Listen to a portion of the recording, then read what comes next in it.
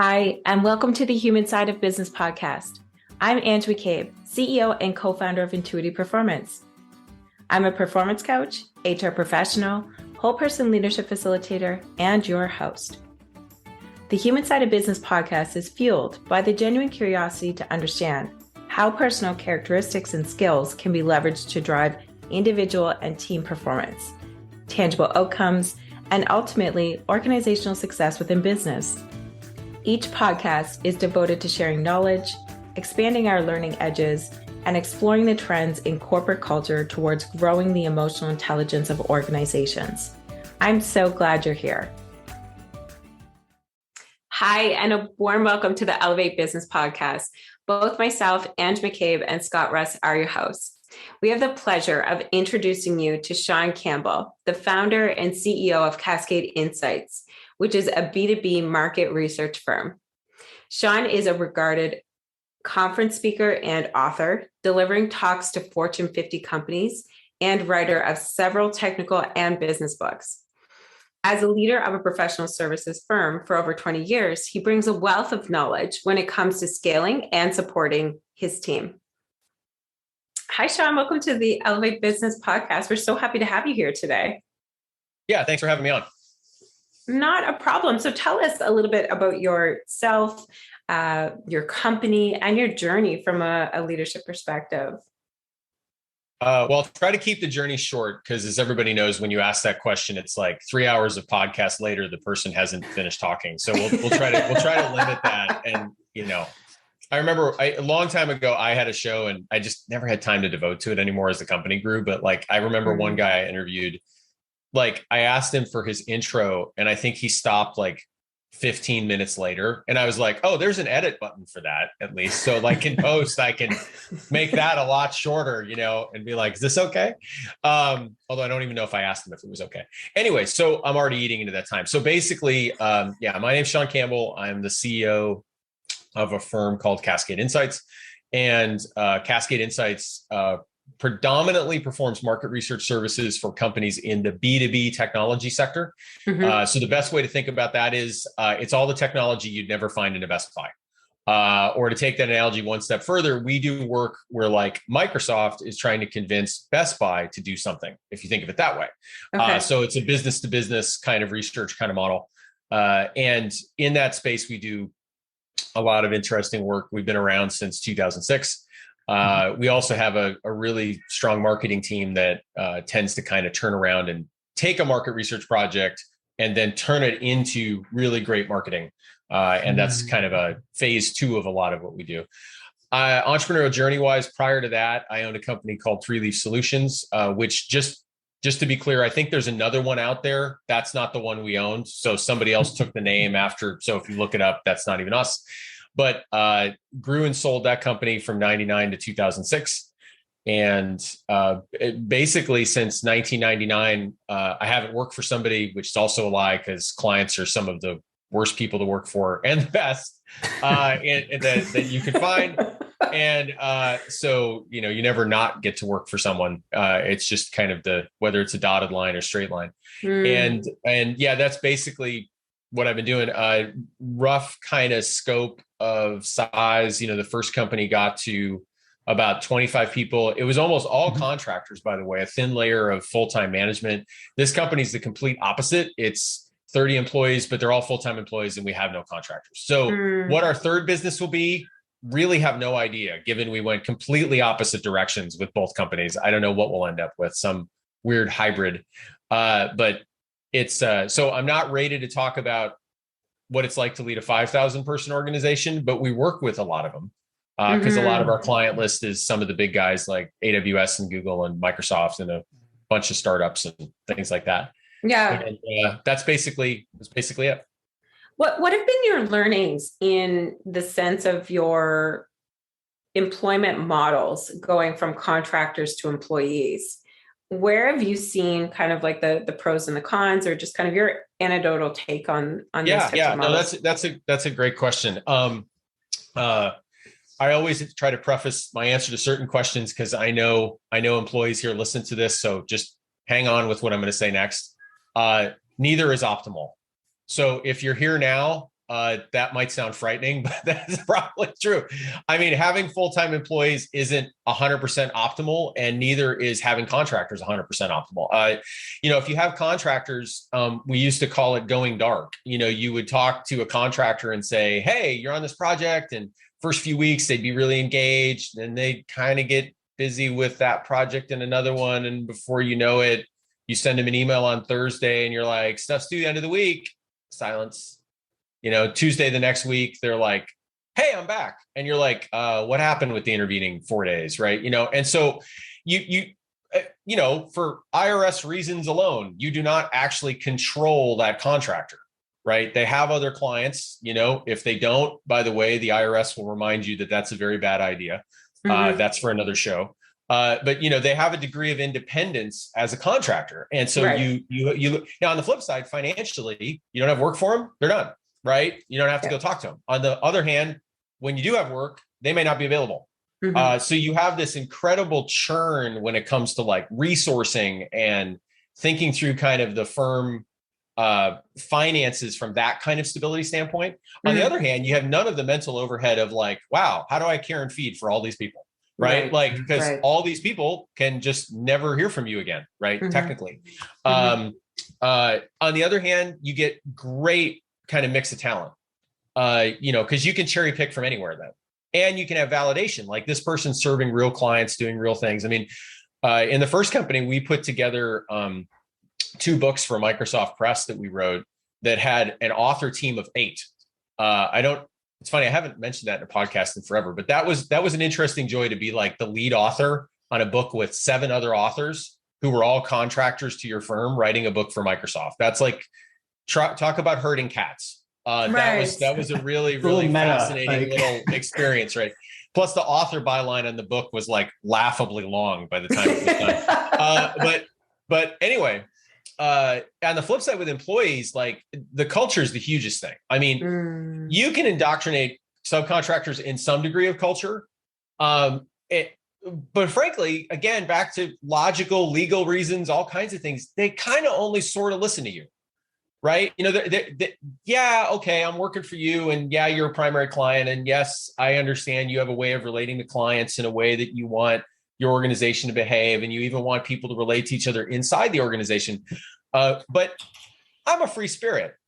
I kind of get to do what I want to do. Right. And meanwhile, with employees, you can really have like a really clear culture, and you can do things like, we won the award the last 2 years for one of Oregon's best companies to work for. That's hard to do when you have like a contractor model, right? Because you just can't create, solid culture like that.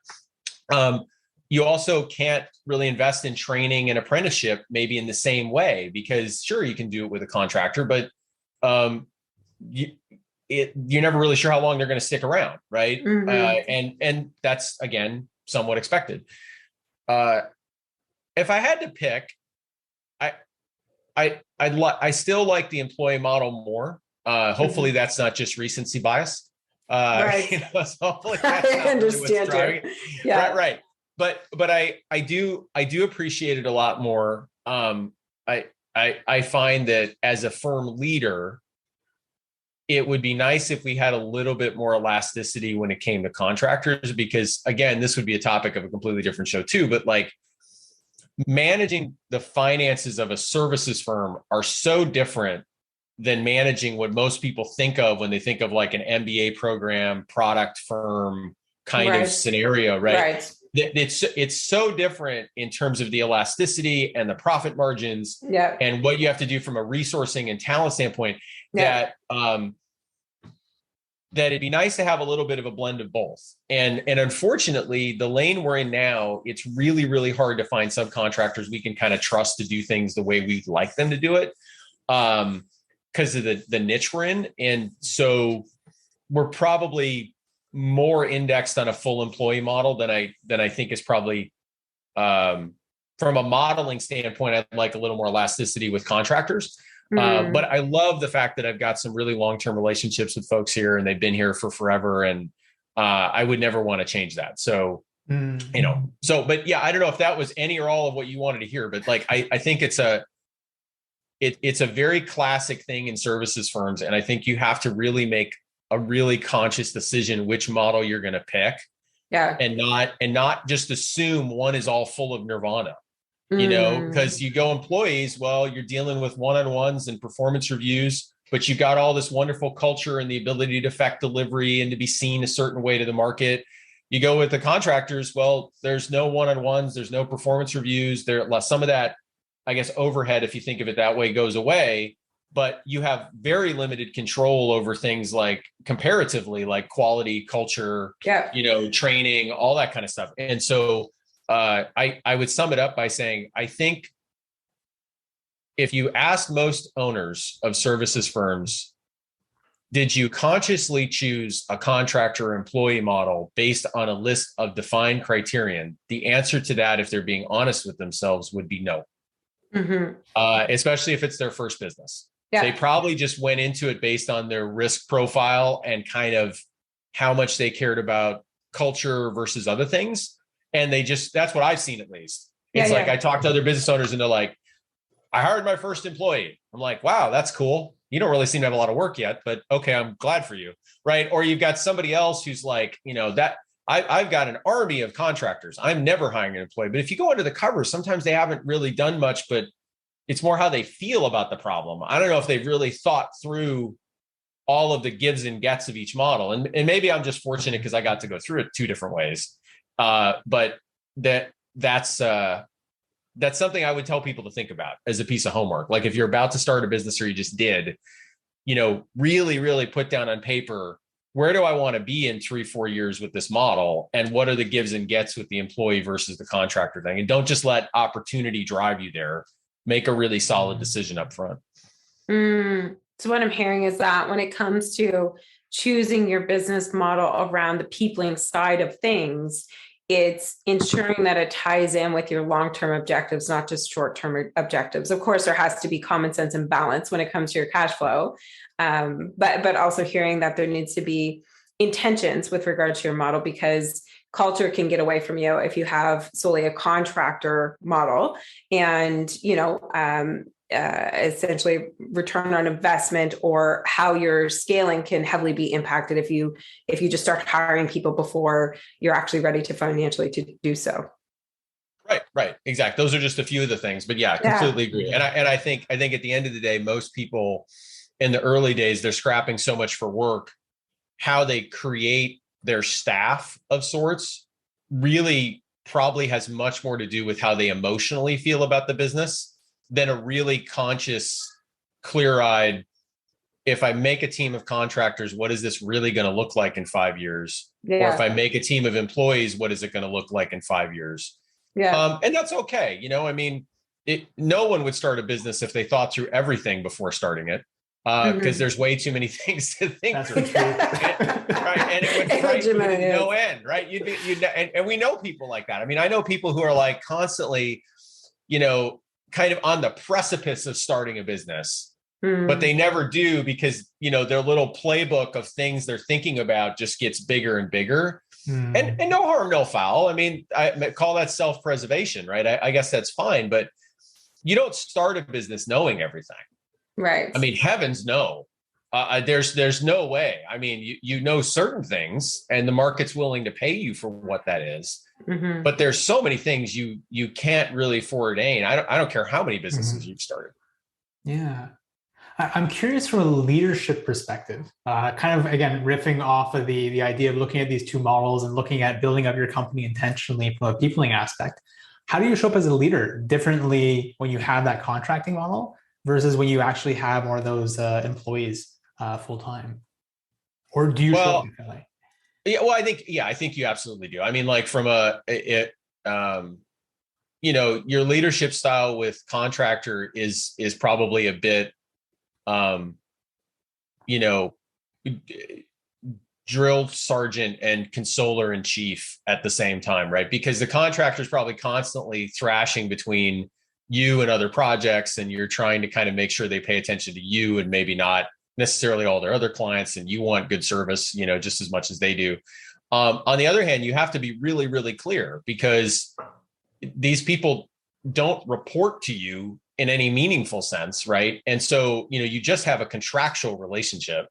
which, as anyone knows, can be broken or changed or dropped or we don't do this, but ignored, right? You know, contractors just disappear into the ether and don't fulfill something sometimes, right? And so I think it's a weird mix of hot and cold that you have to be, or, you know, or strong and warm, I guess maybe is a better way to put it, right? You know, with employees, you know, you have a completely different relationship, right? On one hand, you can't be so afraid to tell them what's wrong because you don't want to lose them or lose a key employee, right? On the flip side, you can't just go wielding a baton around the room all day long, right? I mean, otherwise your turnover is going to be nasty. So there's this weird balance between how tough you can be and how consistently tough you can be, I would say, right? And balancing that with good gives and gets. I mean, two things immediately come to mind on that. There's like, you know, if you've been in life long enough, like quotes pop to your mind about things that summarize stuff. And when I was going through my master's degree, I was teaching public speaking and interpersonal communication to pay my way through it. And I remember one of the teachers said to me, the easiest thing to think about with teaching is start hard, get easy. Because the first week or two should be like obscenely hard, where it looks like you're incredibly unfriendly, but you have very clear goals, and then you get easy. If you ever invert that model, life is disastrous. And we've all had teachers like that, you know, where it seems like the test can be pushed back. Who cares? I had a Spanish teacher in high school that was like that. I think all we had to do was take a vote and the test was pushed back. She was such a pushover. Like, I don't even know if we had an exam in Spanish 1 that I remember, you know, but like, and so I would say that's one thing. Like, you have to start hard, get easy. And you have to have the nerve to do that. Nobody's going to quit the first week on the job just because you're saying this needs to get done versus this. And by the way, the next thing's a little negative, but I'm not a negative person by disposition, except that I may be part Irish. So maybe I have a little bit of that in me, who knows? But there's, you know, rainy days and moodiness and all that, you know, right? So, but there's a quote from a very famous book. I could dig it up. I've got it in my notes somewhere that says, leadership is disappointing people at a rate they will accept. And I think that's incredibly true today. Whereas most people come to the job thinking, but I hate to say this, and I do not actually think this is true about our own employees. I don't. I really don't. I think this is very true of some of the clients we serve at times, where they believe the organization owes them something more than the other way around. And I think that can lead leadership to sometimes never espouse a tough truth to employees because of fear of disruption or revolt or whatever. And I actually tell our own staff that, like, if I got to deliver bad news, I mean, they know it's a mantra with me that we all laugh about it. If I tell them bad news, I always quip up, hey, leadership is disappointing people at a rate they'll accept. Sorry, you guys didn't hit that goal. Let's brainstorm how to figure out how to hit it, or change things or whatever. And because people like to work hard, they like to achieve tough things. They like to be not pushed, but they like to be asked to grow. And if we don't present any challenges and we never tell them that they missed the mark, how do you really grow? You don't just grow through accolades. I mean, you don't. I mean, you grow through a mix of accolades and being told you didn't do the job, right? And so where I'm going with this with like managing employees is there is a delicate line there, because you do want employee retention. You want people to stick around for a while. You don't want to be known as a tyrant, right? And we have really good employee retention. I don't think we would have won those awards if we didn't. But the thing is, the retention, I think, is based on an authenticity that we're going to tell you when you're doing well and when you're doing poorly, and we're going to make that really, really clear. I've had people tell me that, and I'm happy to tell you how I write one if it's relevant, but like, one of the people who worked here for a really long time, great guy named Philippe Boutros. If you ever want to hire him for anything, just hire him. And so he left for a dream job that had nothing to do with us, political kind of research of a sorts that we don't even do. The guy was great, worked here for 5, 6, 7 years, and was eventually became our chief of staff. And he said, getting a review from Sean is getting like a personal letter. And I and I think part of the reason he said that is I try to keep it pretty authentic. I mean, I tell you where you're messing up, and I'll tell you where you're doing great, and I'll tell you where you should move right to in the organization. And and I just think I see it so often, to wrap this up, in our clients, where there's a really willingness to deal with mediocrity. And just let it sit there and kind of metastasize in the organization. And it just gets bigger and bigger. That bubble of mediocrity eventually grows to just consume you.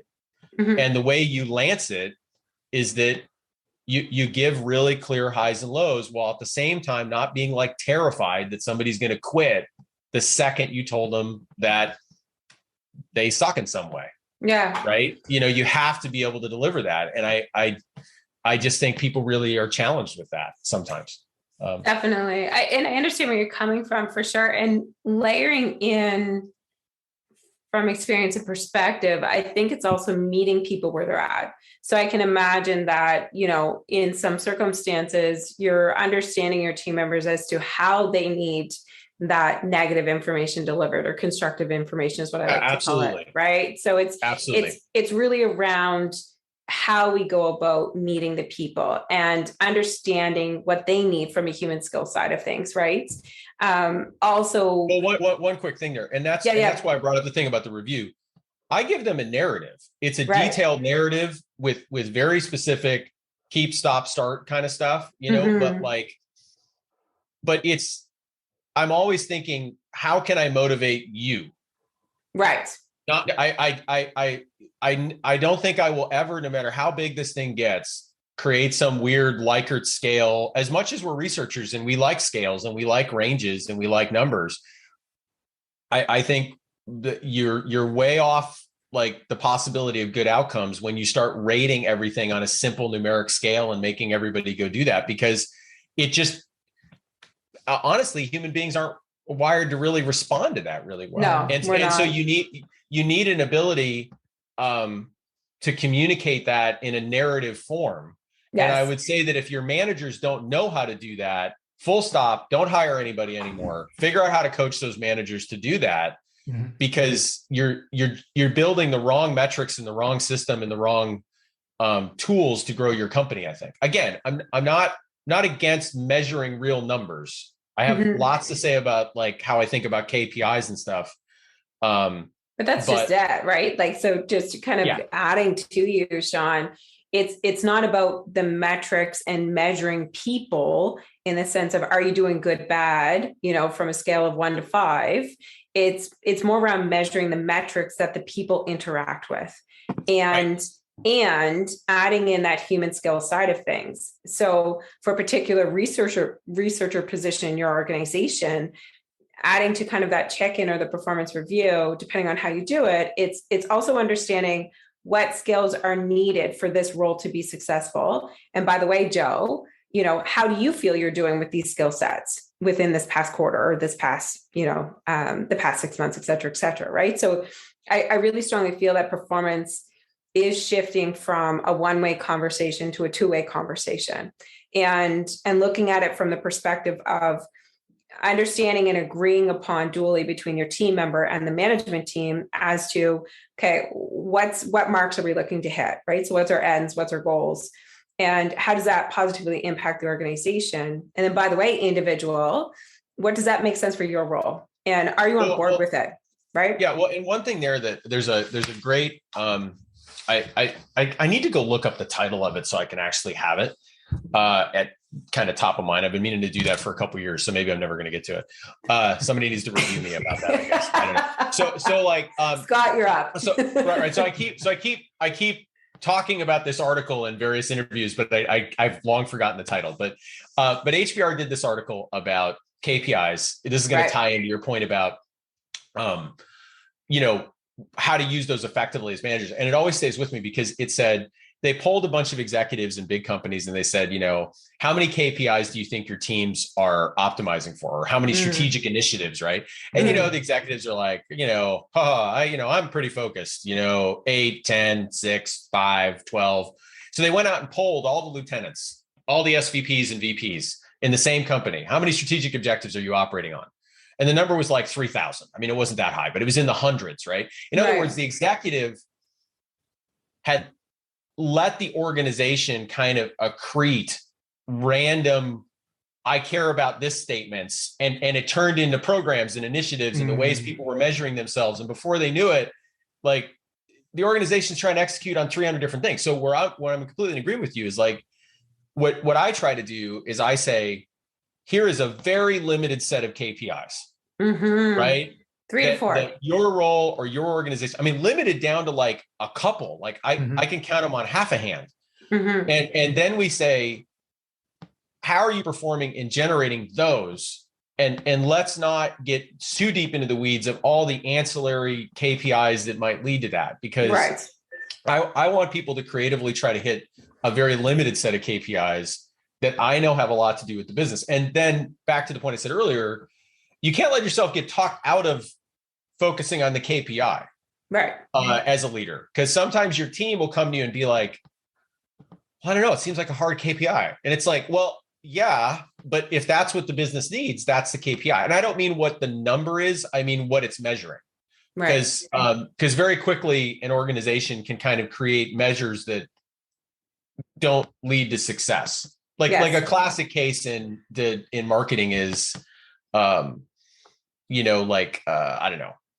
I don't want to knock on just brand awareness because we do brand studies, but like there's things like where organizations will say, our brand awareness has moved up 3%, right? And everybody raises like a hallelujah and everybody gets a raise, but nobody really asked, did that generate any sales? Right. And so, I feel like you have to look at holistic KPIs that really show that your organization is performing well. Yes. And that takes time. It takes time to figure out what those are. And then everybody's got to be on board with it. 100%. I think what I'm hearing there, Sean, is, to your point, is focusing more on the what you're doing rather than the numbers themselves. I think that the financial one is always the easy one to go. It's easy to continue to increase your financial goals or your forecasting, everything else. But at the end of the day, it's like, well, where does the how play into that? How are we actually achieving it? And what support do you need to be able to achieve these goals, to be able to make them possible? Yep, agreed. Shifting gears a little bit, I know we talked a little bit offline about apprenticeship and onboarding. I'd love to get your input on that before we kind of come to a close. Yeah. I mean, apprenticeship is huge to me. It's really odd for me too, right? Because I'll keep this short, but it's completely relevant. Like my original career goal had nothing to do with business. I thought the people who got up to take business classes at 8 a.m., given I was a liberal arts major, were silly. Like all my classes were at night. They were all creative. I thought I was going to go do radio, television production. Literally, that's what I thought I was going to go do. But I wanted to be a college professor when I was in college predominantly. That's what I wanted to go do. I was all big about training and teaching, and I still am. I really love teaching. I love doing guest lectures. I love all that kind of stuff.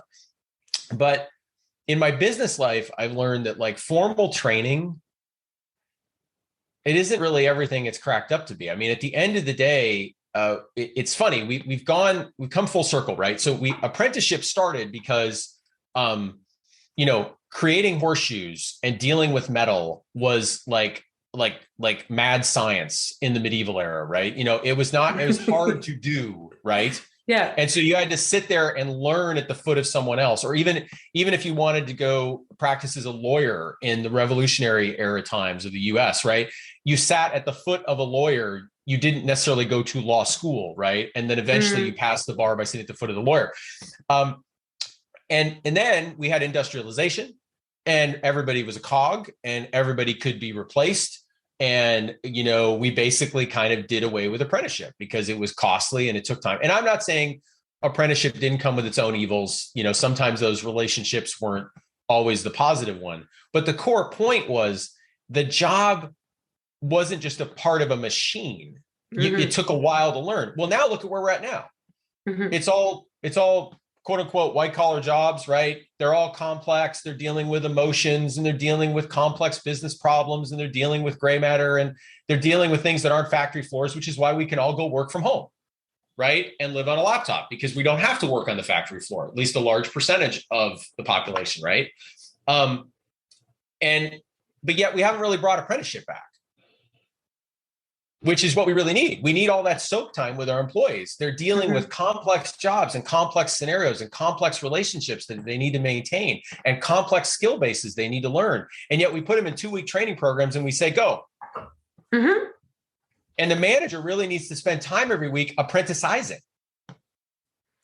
And they make no time for this. They make no time for this. And yet, so in a weird way, like we had this like industrial U-turn, right? This divot, I guess. I shouldn't call it a divot because it made everything we use. I mean, nobody wants to hand dry their clothing anymore, right? You know, we want a dishwasher.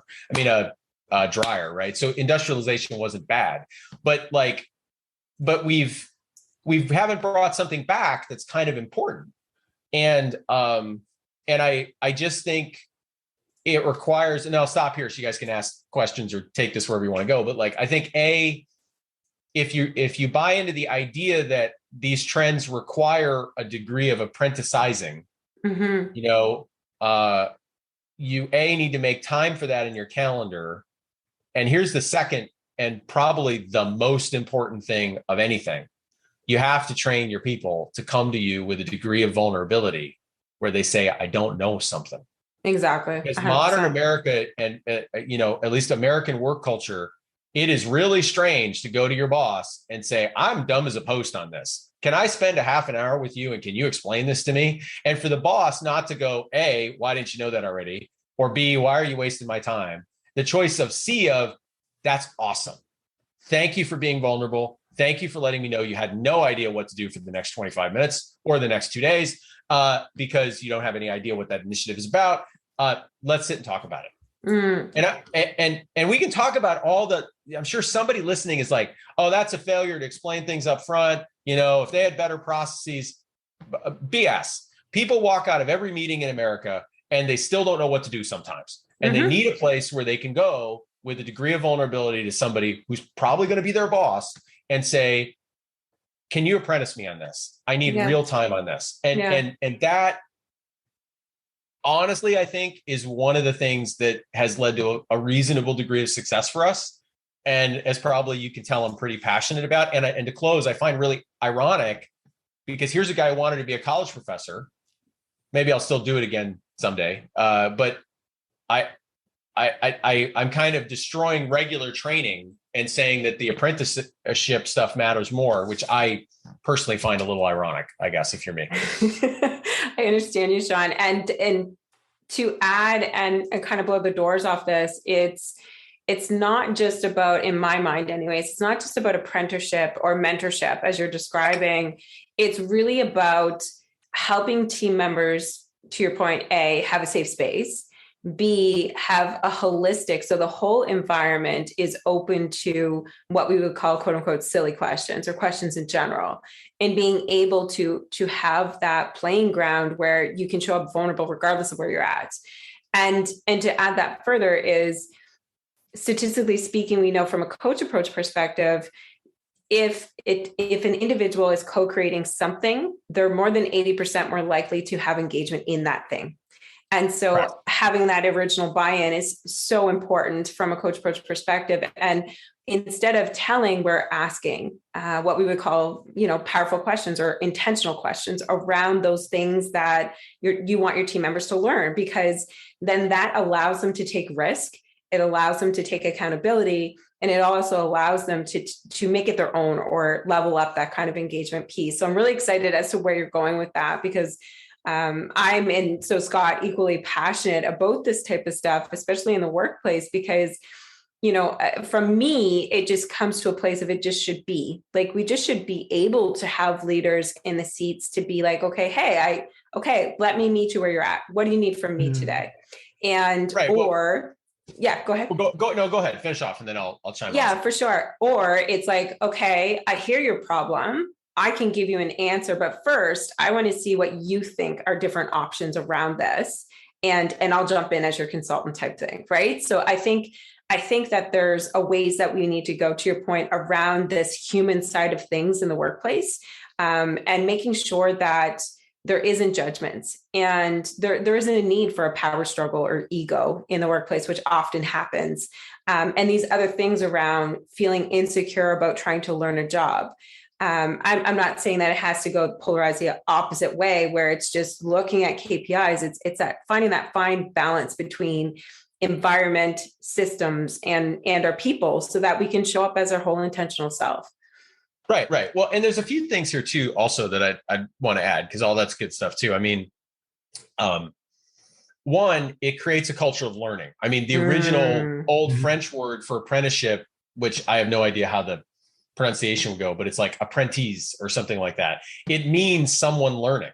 So by definition, we've already indoctrinated the culture that we're just always learning, just by saying the word over and over and over and over again and acting on it. The other thing is, if anybody's thinking about trying this, I will tell you that the very first barrier you'll run into every single employee you hire, because we still run into it with every single employee we hire, is that the first couple months, they keep thinking a job is, I do my work, I hand it in to get graded.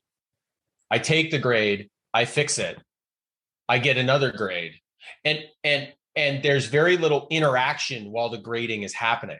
And here, everybody's interacting with everybody else, trying to take their learning and help share it with other people so they can build a better result. And it's a huge culture shift. I mean, pretty much every time somebody comes here, we hear it all the time. They're like, hey, I had no idea that so many people would speak into what I would do, which initially sounds like, oh, heck. But then they turn around, they say, but I've learned so much and this is great. And we've built great things as a result. But there's this default, like, weird, I have to like work on my homework, deliver it, through a submit button in the sky, and it gets a grade, or worse yet, nothing. Right. And I just keep chugging along to my yearly review. So I think you have to almost kind of break down people's perception of what you're doing. And the other thing though is, and this maybe ties back to the stuff I said earlier, is and I'm not saying this is in conflict with what you said, because I don't really think this is where you were going, but I would say from my own personal experience, there was one thing you said, I can't remember the exact phrase, but it was, it made me think that when you embark on this, you have to recognize though, who knows something and who doesn't, because apprenticeship is about learning, which by definition means somebody knows something and somebody doesn't. If you flatline it to, we're all equals and we're all learning together, well, that's disaster waiting to happen. And that's not what you were saying, but I wouldn't want anybody to walk away thinking, oh, the goal here is for me to be so empathetic and I'm just in there with my employees. No, that's not quite what we're getting at. We're getting at that you recognize where knowledge exists and where there's a shelf between I know something and somebody else doesn't, and you make that come together. And that's weird for some people because frankly, let's just say certain generations have grown up to believe that they know everything. And that they basically, the proverbial, I get a trophy, whether I'm in last place or not. So there's also sometimes for some organizations, I think a culture shift when you bring people in to say, me telling you're not ready or you don't know something or someone is more knowledgeable is not dismissive of your capability. It is just a statement of fact that obviously you don't know this thing yet. And we need to make those two meet. And I would just say it requires a certain degree of courage in the leadership to go through that because I would say as a general rule, most people think they know everything these days. Just go look at Twitter. So I don't think it takes much. I mean, we all think we're the masters of everything we know. And so to go into a culture where pretty quickly you're being encountered with like, this person's more knowledgeable on this, but they're happy to educate you. That can be a pretty big culture shift for most people. So. And I know we got to wrap things up here. If I can add in one thing there, Sean, as well, as I believe is having that vulnerability, not just at the apprentice level, but also the management or leadership level, recognizing that if somebody comes to you and you don't actually have that knowledge or that experience, being able to tell them, I don't know either. Why don't we find somebody that does? Rather than just saying, well, I think it's this, and let's do this, and then leading them down a path that probably won't help serve them in the long run or you. Oh yeah, to be completely clear, right? I tell people around here all the time, there's stuff I don't know, right? I mean, to paraphrase something from my eldest son, which might be kind of a good way to wrap this portion at least, is he was younger and he's maybe 5, 6, 7. He's now 19, right? And he's walking around the house one day, and for some reason, out of the blue, he quips to my wife and I learn from people here all the time. Mm-hmm. And so in a little 6-year-old boy body walking through, that sounds like weird wisdom. You know what I mean? Kind of walking through if you just picture that, right? I learn from people here all the time. And so, yes, as a manager, you have to let people know that's how you behave. Like you are an apprentice too. Maybe you're more an apprentice to the market or an apprentice to clients, or you're an apprentice to situations than you are maybe a direct employee. But even true, you're bringing employees in so they can share new ideas. So you need to be able to be like, oh, never thought of that before. Let's go do that. Yeah, exactly. So I'm by no means am I saying it isn't bidirectional. I'm just saying that I think, at the end of the day, you as the business owner have business objectives. And if you don't meet those business objectives, nobody's working there. Mm-hmm. So you have to know that there's always going to be a little bit of tension in these models where you have to keep people on the right line so that everybody can have a meaningful career in your organization. That's all I was getting at there. Because, you tend to know things sometimes an individual employee might not about the firm. And that is your responsibility to communicate and hold on to those truths. Exactly. Yeah, that's a great way to set us up for success on the tail end of this, Sean. So we really appreciate you joining us today and your share of insights around leadership and your business models with ourselves and our subscribers. Thanks for having me on. Really enjoyed it talking to you guys. And for those who would like to learn more about Cascade Insights, we're going to provide a link to the company's profile on the Elevate Business Podcast title page. Take good care. Thanks for listening to the Human Side of Business podcast. I'm glad you could join us. If you enjoyed today's episode and want to stay updated with our latest content, make sure to visit our website. The link can be found in the episode description, where you can subscribe to the podcast, sign up for our newsletter, and learn more about our whole person leadership services. Sounds interesting?